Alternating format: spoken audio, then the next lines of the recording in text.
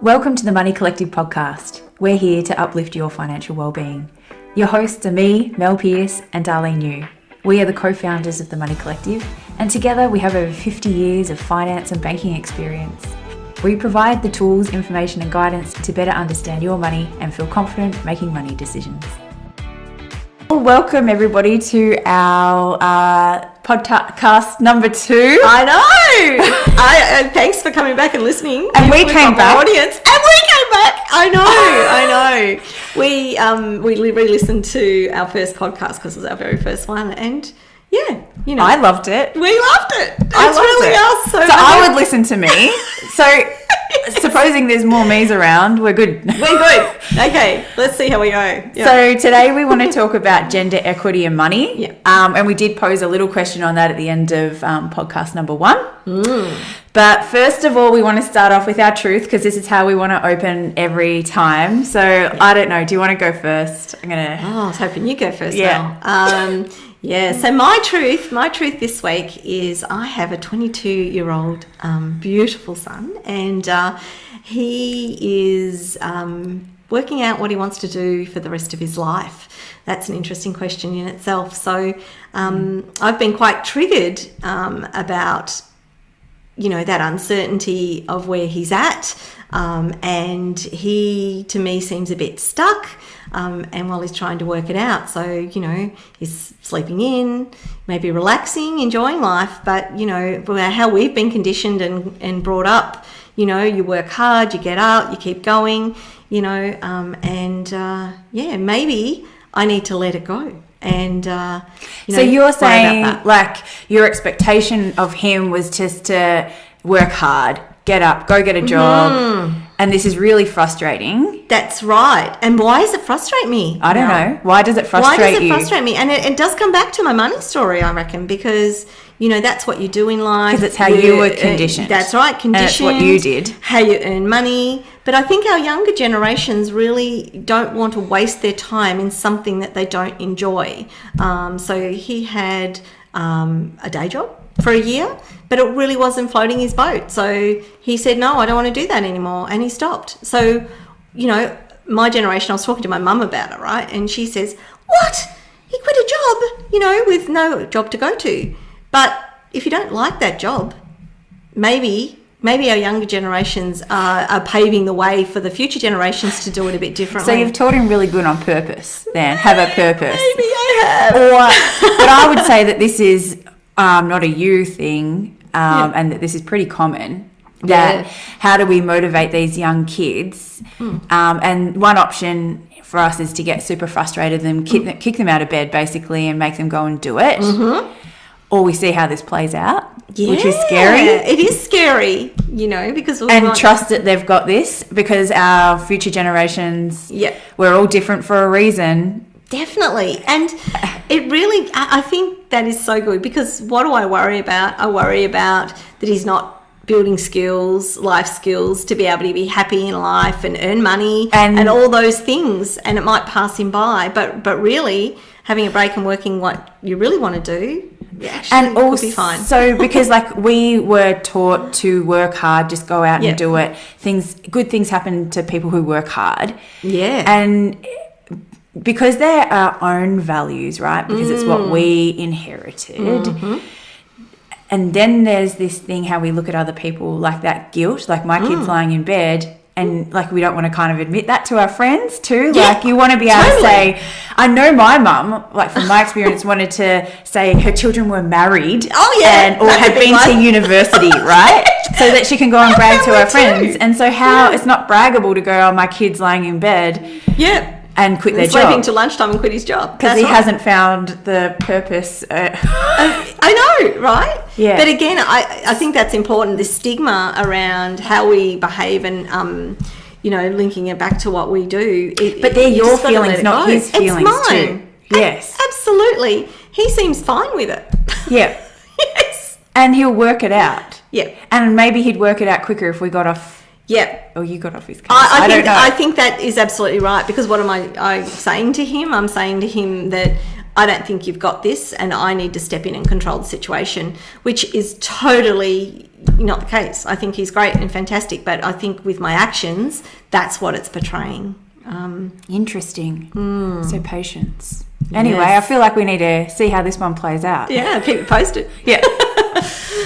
Alrighty. So my truth happened a couple of weeks ago now, and so we decided to buy one of our employees a car. So we're buying a company vehicle for the very first time. We pick it up on Friday, and we're going to have lots of balloons and excitement. It's a very exciting thing for us and that staff member who's never owned a new car before. Yeah.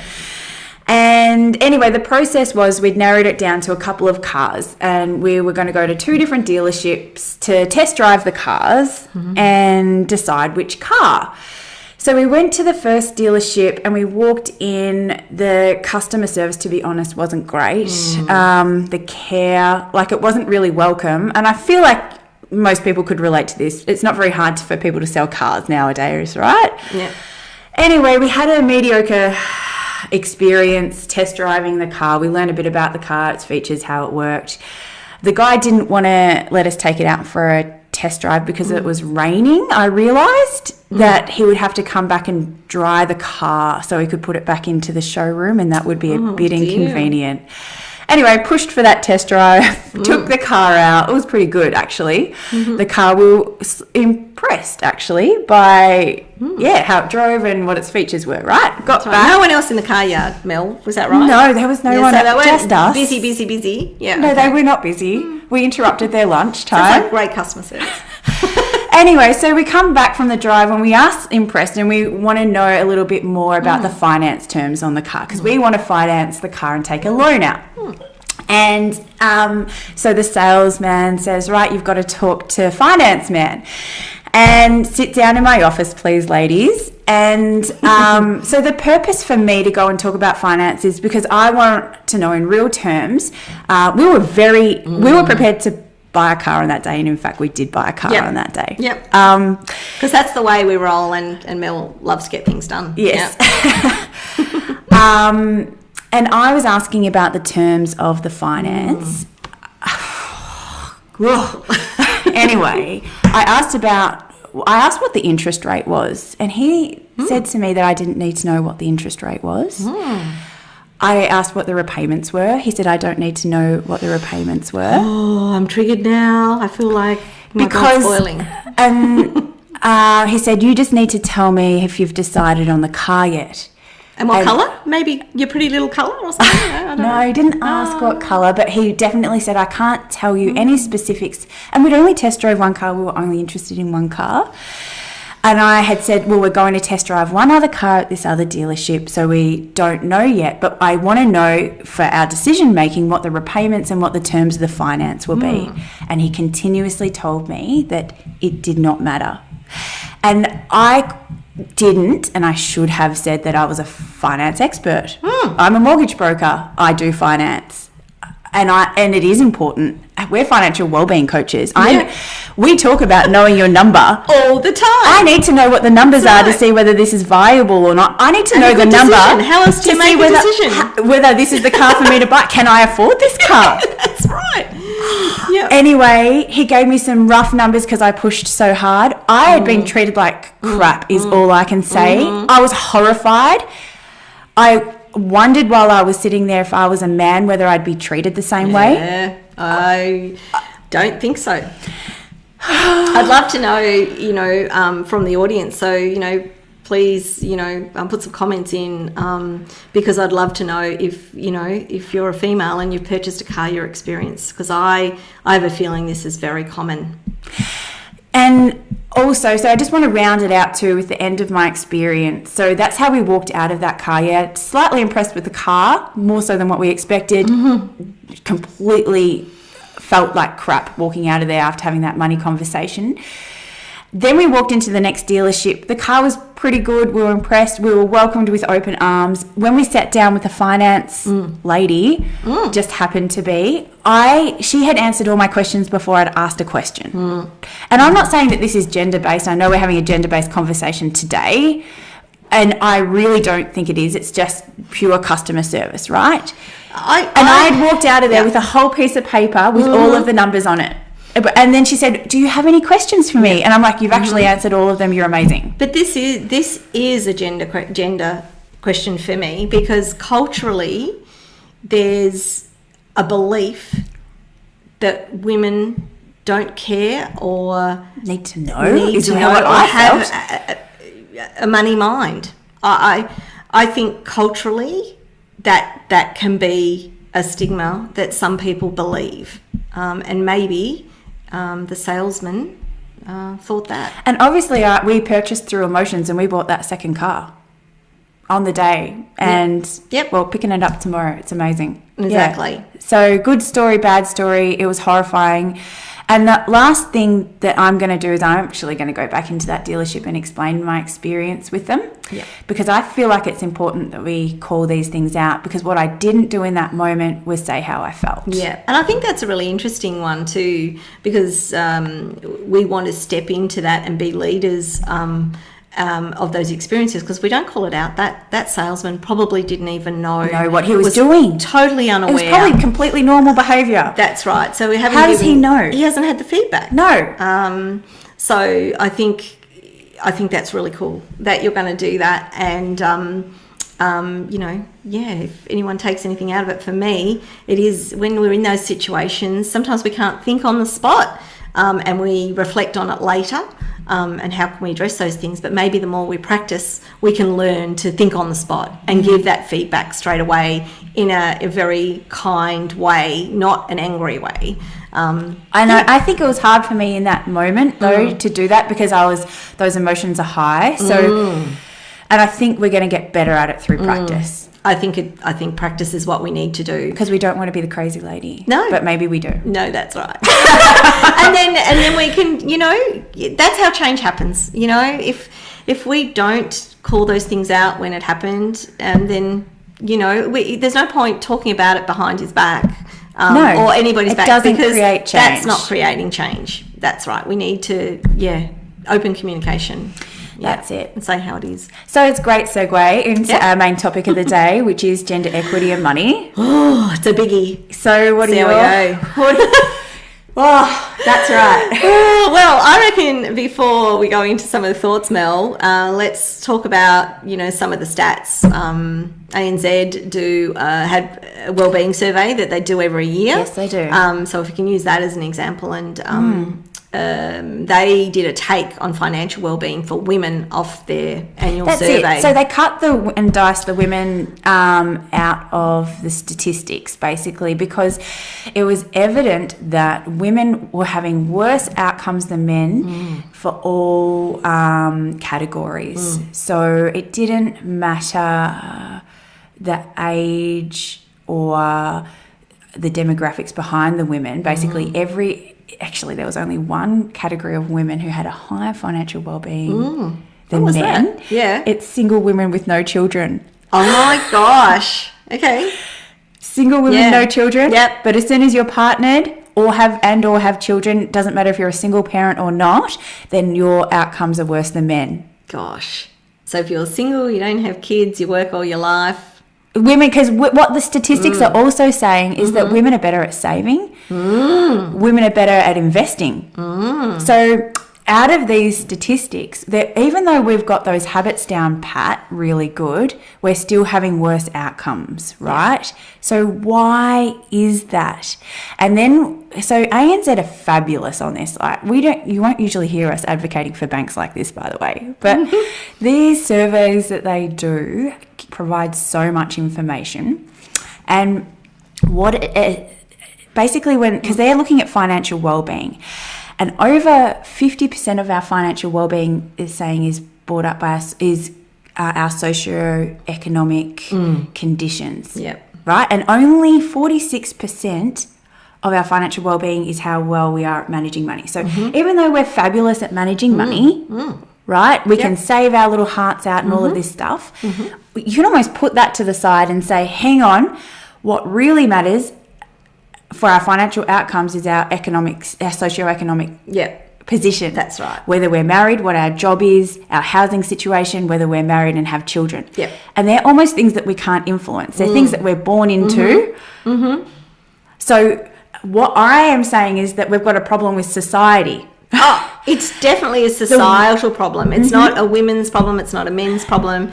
It's society. I mean, I suppose naturally females tend to be the primary caregiver and are out of the workforce or choose to take that role in the family for a period of time. But then the impact financially that it has on them throughout life, they have less superannuation. So we, as part of financial wellbeing, a major part is financial resilience, and that's about, you know, having money in case of, you know, an event, so economic, sickness, you know, those sort of things. Somebody loses their job, but yeah, and superannuation is a part of that for your later life and how you can live it. Because our superannuation, right, if we think about how we're earning money, I remember when I had time off with my children, so I had 4 years off.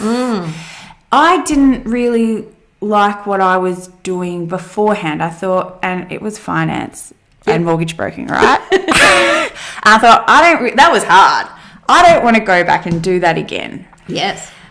And then this is what happened. My husband, I said, I might want to go back and study. And he said, you never finish a course, Mel. I don't want to pay your HECS debt again.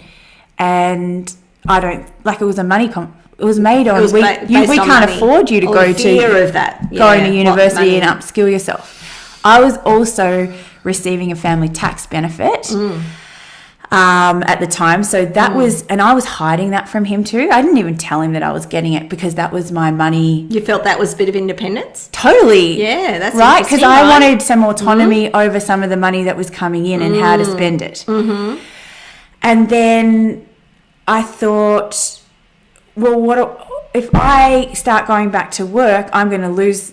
I'm basically being paid to stay at home. Should I even go and get a job, or should I stay home because I'm receiving money for staying home with my children, and then I've got to go pay for childcare? So the way the system is set up wasn't to make me go back out and get a job. Yeah. It was to stay home. Yeah.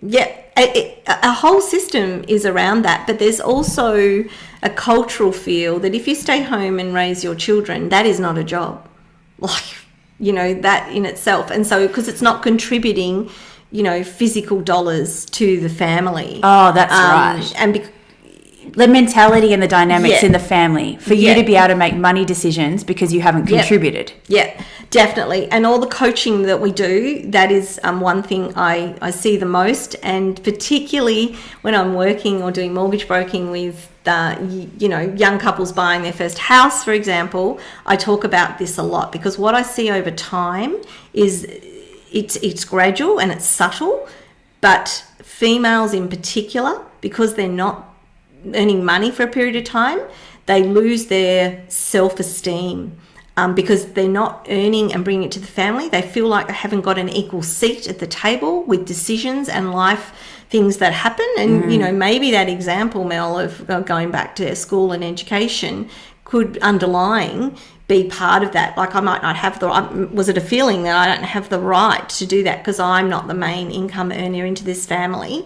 So I can't make that decision. And then you've got like those beliefs also around how we want to raise our children. Yeah. And be good mothers and and that perception of what a good mother is. That's exactly right. Topic for another day maybe. But yeah. Because like we're carrying all of those emotions around how we do things as individuals. Yeah. So and look, the other message here, you know, about these financial wellbeings, you know, outcomes for women. So women over 50 are one of the biggest, most vulnerable groups between having a home and being homeless. Now, how scary is that? Because if you haven't worked, you've been out of the workforce, and then you're trying to put yourself in there. We've got low self-esteem. Hello, gender pay gap again, like because we're not advocating for ourselves, and we just think, well, getting a job is the first best next thing. Yeah, and your relationship breaks down.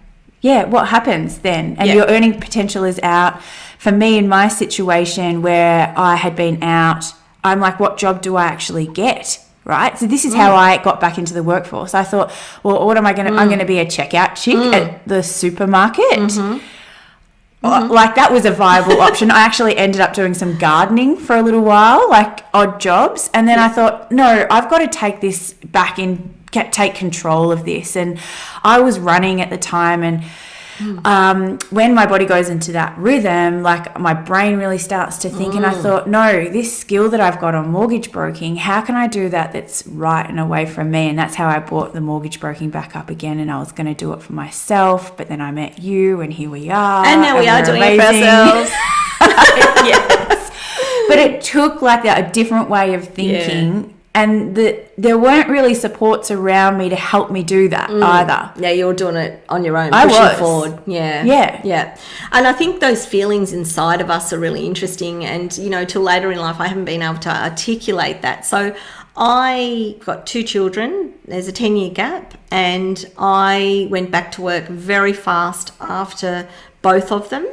But the reason I had this innate feeling that if I didn't keep working and keep my skills up, I'd be left behind, and I didn't want to be left behind. So, but I've always felt guilty about not being that mum at home, and how society views that primary caregiver being at home, being present and for your kids all the time. So I still have that guilt. But I would always justify it as I'm a better person for them, because I'm doing the things that I love and making a contribution to society. So, but a lot of it was that fear of being left behind and not being able to be independent and equal at the table at our finance table at home. That has been so important to me, because even when you're unequal, how do you get that guts to be equal at the table? Yeah. And I see some women doing that fabulously.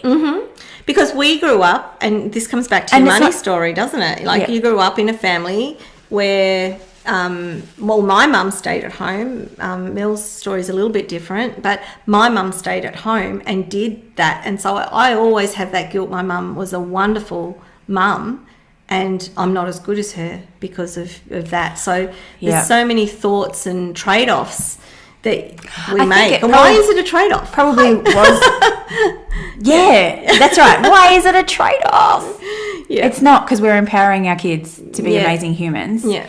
So my story, now that you say that out loud, I can see that my mum, how I said I did it on my own, my mum probably was exactly my inspiration, because she had 4 kids. The youngest was a baby, and she put herself through university and went and got herself a full-time job. I think that's phenomenal. And so I can see that, and this comes back to your first thing that you were saying up front about the working hard. I saw my parents slog it out, work hard. And that's what we, learnt how to do that. Yeah. And that's where, so all of these beliefs come from our money story. They do. Right? Money stories, if so you really powerful. need to get into it, people, unpack it. You can go surface level, but go deeper and really join the dots and make connections and, think about what's serving and what's not. That's right, because we can leave those stories behind and start making our own decisions. And I think the hard thing is too, just tying this up a little bit more, is for those women in particular who have decided to stay home and then there is a relationship breakdown. You've found yourself out of the workforce. Yep. And then you've got to sort out a housing situation and how to feed the family. How do you do that? That is so hard. It's really hard. And that's that vulnerable group that you were talking about. Yeah. And they don't have to be 50. I use that age. It can be younger. The age is that, because we know that we can't leave the relationship because we're dependent on it for money. I've seen. And so you wait till the kids have grown up enough to look after themselves. You try and make them as independent as possible. Exactly. Throughout the years that, I've helped people with finance, I've seen people, and it's such a fine line, being homeless or having a home. And, I've seen people on that cusp where there's I think of one client that used to couch surf, and she was in a domestic violence situation. She stayed at home. She was a nurse before she got married, and she stayed at home with her children because that's what she decided to do. And she stayed in that environment till her kids had left home, and then she decided she needed to get out, and she had nothing. And it's sometimes, people think of property settlements and you might have family asset as the house, but it takes time for that property settlement to go through. So if you don't have skills or being able to earn money in the meantime to be able to leave, how do you house yourself? How do you recreate those skills to be able to do something? So people find it really difficult to leave, this lady was couch surfing. And she didn't need, by the time the property settlement come back, she didn't need very much money, but she couldn't even get a job as a lollipop lady. And she was trying to do whatever it took just to be able to keep a house and invest in a roof over her head, which was actually a really good thing for her because she didn't need to borrow very much because there was money coming from the house sale. And that would be heaps cheaper than paying rent. But from a bank perspective, lending her money because she didn't have the earning capacity was too great a risk and they wouldn't lend. And it was a heaps better outcome for her.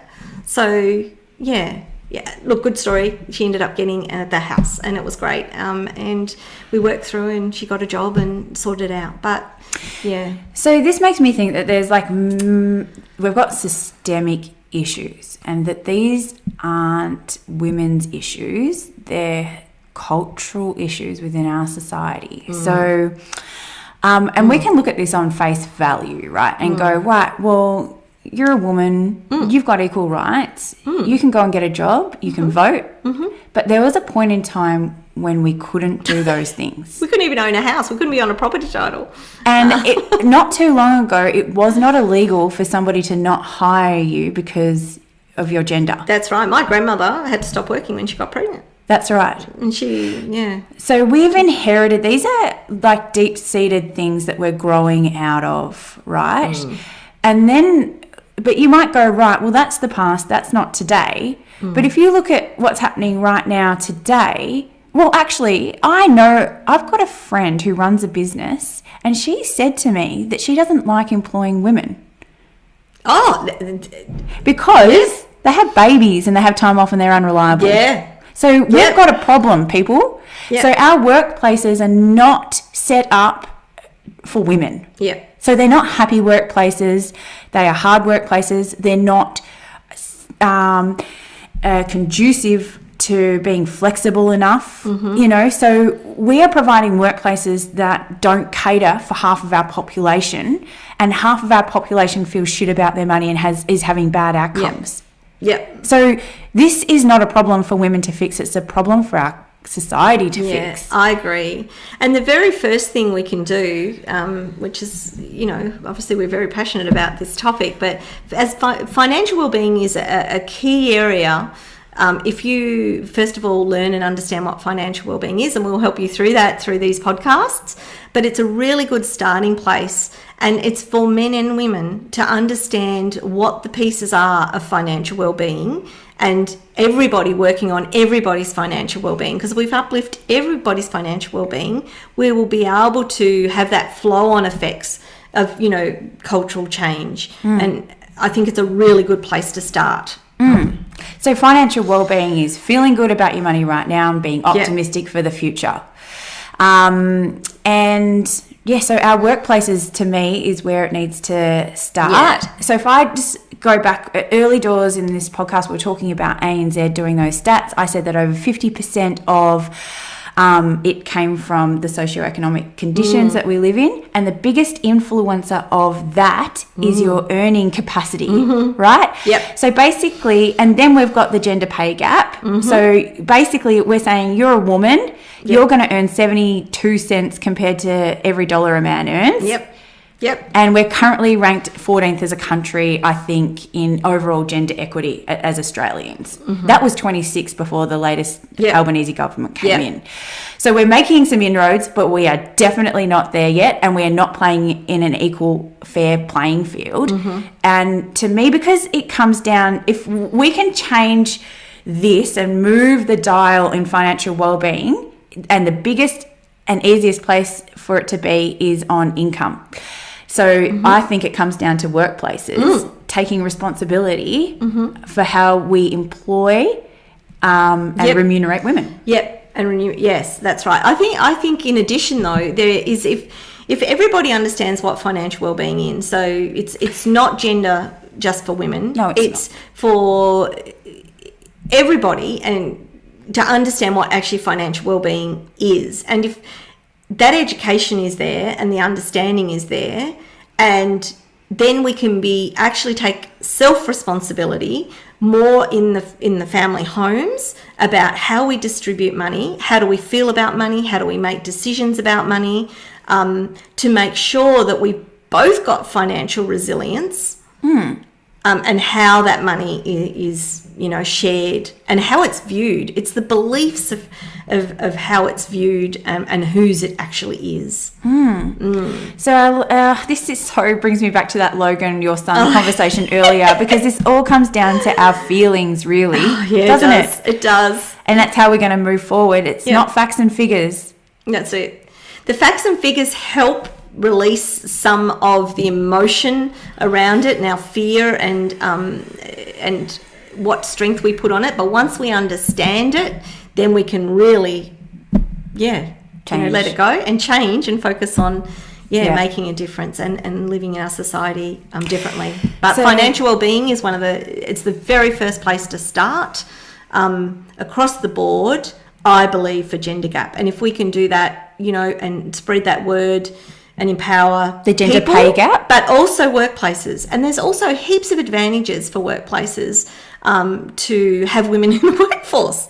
Oh my gosh, just think laterally about it. I've heard people going, but why would you want women to be firefighters? I'm like, because in an emergency, they think awesomely and can tell you how to fucking save someone. I'm going to just drop F-bombs every podcast. I love this. I love it. It's right.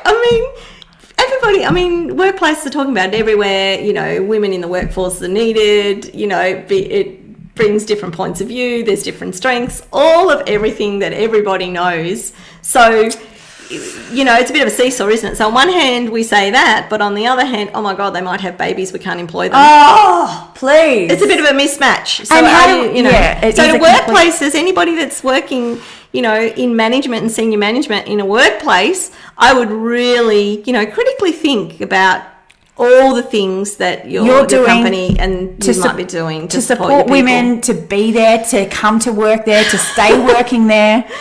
That's right. And then, and as I said, I think it's the two-pronged approach, definitely in the workplace and definitely at home, bringing equality to the table, whether you're a man or a woman, and how you do that. So I'm going to move us on to our question of the week, which came from our beautiful Miranda. She's our marketing manager. Yep. So we'll play the question for you. Yeah.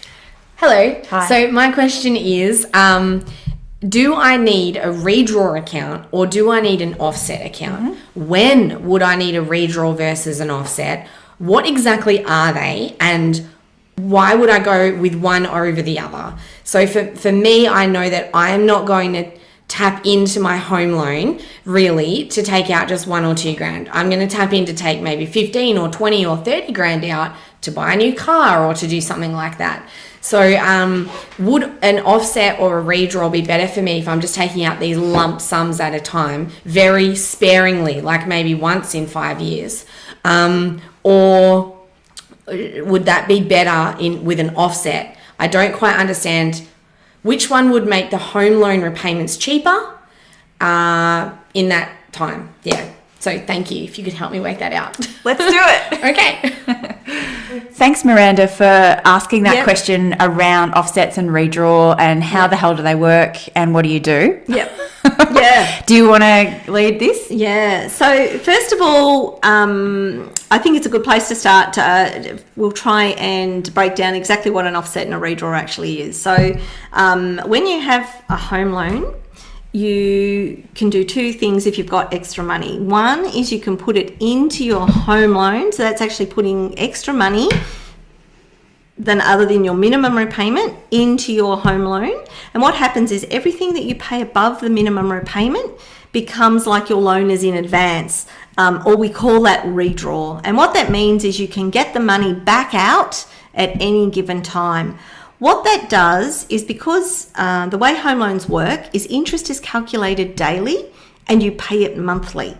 So like at the end of every day, in the background, what is your balance? Times it by your interest rate, times by 1 day. That's the amount of accrued interest that is calculated for that day. Every day the same thing happens, and at the end of the month your interest is charged. So by putting extra money in your home loan reduces your home loan balance, so it means you're paying a bit less interest on that. But redraw means you're able to get that extra money out anytime you like. Now that's redraw. Offset account actually works the same way, but it sits in a different account.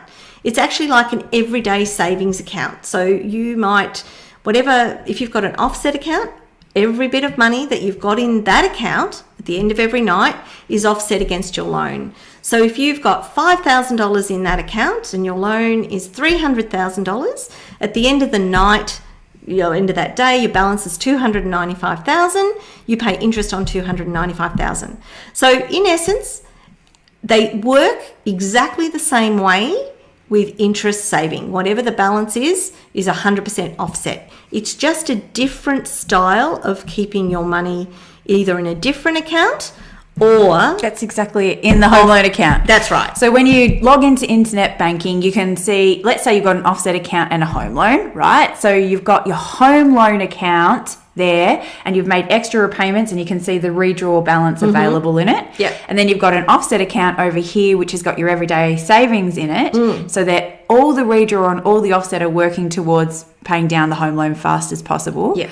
But this offset account might be more of an everyday transactional account. Yep. Whereas Miranda was saying, she's got her money all in the redraw in the home loan and she just wants to access it every now and again for big lump sums, which to me seems like a really good way I think she's doing the right thing. To go about it. I agree. And I would actually, so for financial wellbeing, part of financial wellbeing is understanding your money and how it works within your account. So you might set up account systems, and some banks offer what we call multiple offset accounts. So to decide whether it's better in offset or redraw, it could be linked to how you want to set up your budgeting systems and different accounts for different things. Because if that's the case, offsets might be the best way to go. And if you've got a bank with multiple offsets, you might have 3 or 4 accounts. You might have an bills account, a spending account and a savings account.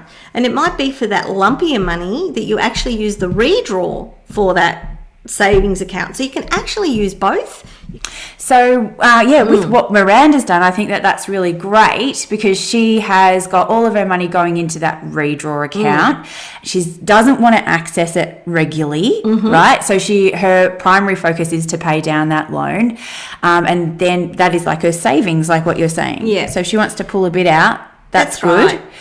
Now, with Miranda, I do know because I set up her home loan that we chose a loan that didn't have offset accounts. So she actually, in the loan that she's got right now, doesn't have offset accounts. So she doesn't have that ability to choose which one she wants. So which means her money has to go into that redraw account to make the most of it. And the great thing is she's got that mentality of not pulling it out all the time, right? So it's getting that maximum benefit. That's what I would say. So sometimes people say, should I use offset or redraw? So other than think about your budgeting system, the other thing is what sort of discipline do you have? And if, depending on what your loan has options for, but if it's got all of them, then, if, you feel there's a mind belief that if it's in the loan, that you might be less wanting to take it out.